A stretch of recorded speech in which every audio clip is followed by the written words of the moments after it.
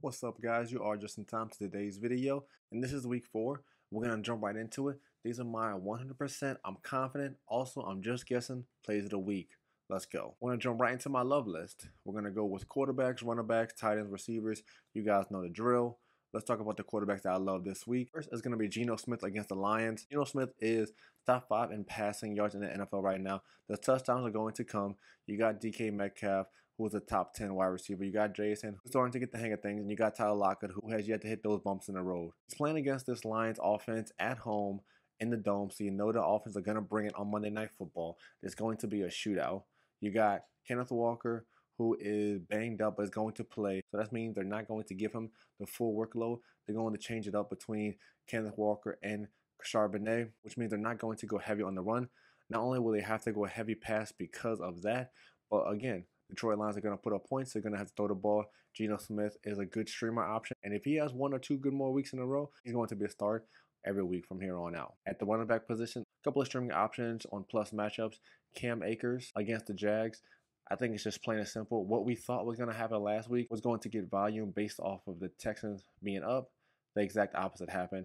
They were pretty much in comeback mode the entire game. So Cam Akers wasn't able to get off the ground. He got lucky with the receiving touchdown, so you weren't as upset with his totals. But this is the week that he's going to get probably 20 touches. Dameon Pierce is out, and again, Joe Mixon is out. Cam Akers is going to lead the backfield. He's going to get at the very least 15 to 20 touches, and they're going to run all over the Jaguars. They won't need to pass the ball much. This Jaguars defense is terrible. This Jaguars offense is terrible. So again, you can feel safe with Cam Akers this week. A flex option I also like because of the matchup is Zach Moss.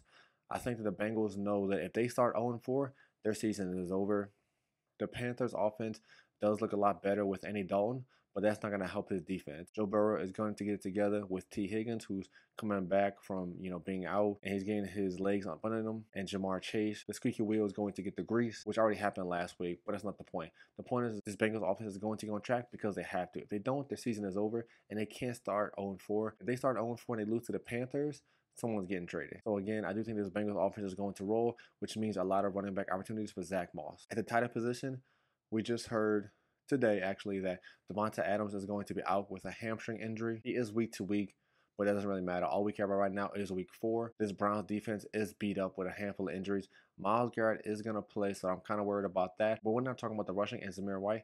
We're talking about Brock Bowers. He's going to get anywhere between 8 and 15 targets, and I'm going to lean towards the latter. He's going to get double-digit targets because of Davante being out. This offense seems to be rolling when we're getting the guys like Davante Adams, Brock Bowers, Trey Tucker in the mix. You could believe he's going to get a heavy dose on Sunday. And if you really want to get nasty, Everett Ingram is out again. Brenton Strange is going to play the part of the tight end position for the Jags. And just like I said, Cam Akers.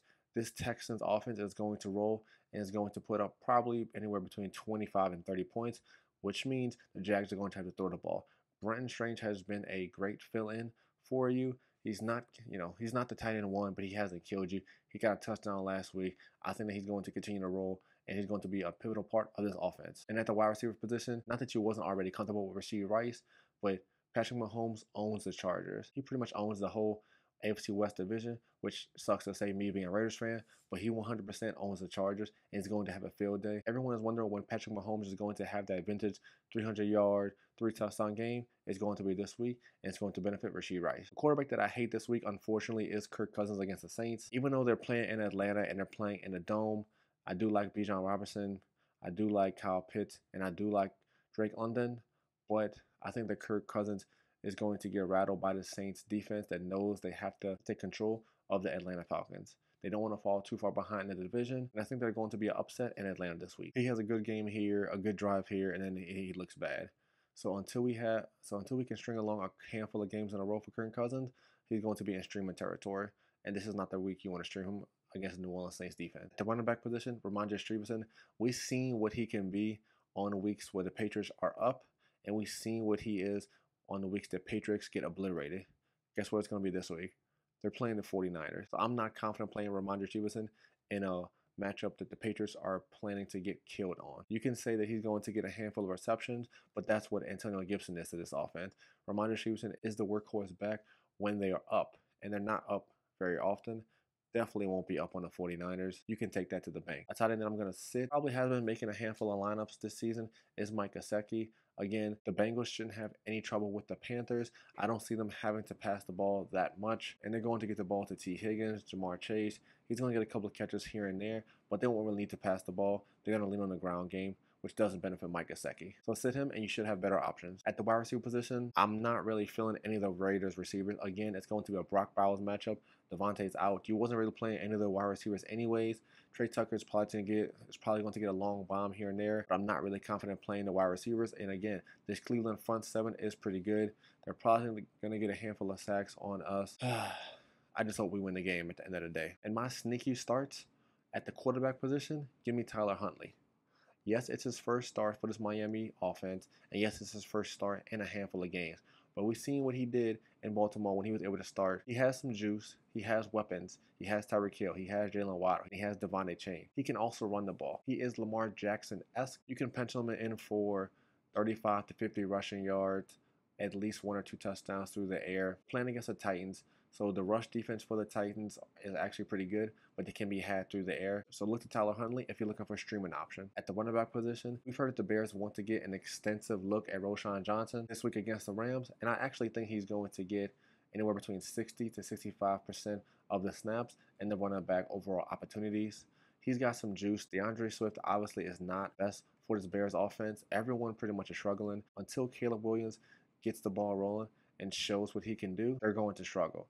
But I think they need to put pieces around him that's going to help his offensive game. Keenan Allen is going to be playing this week again.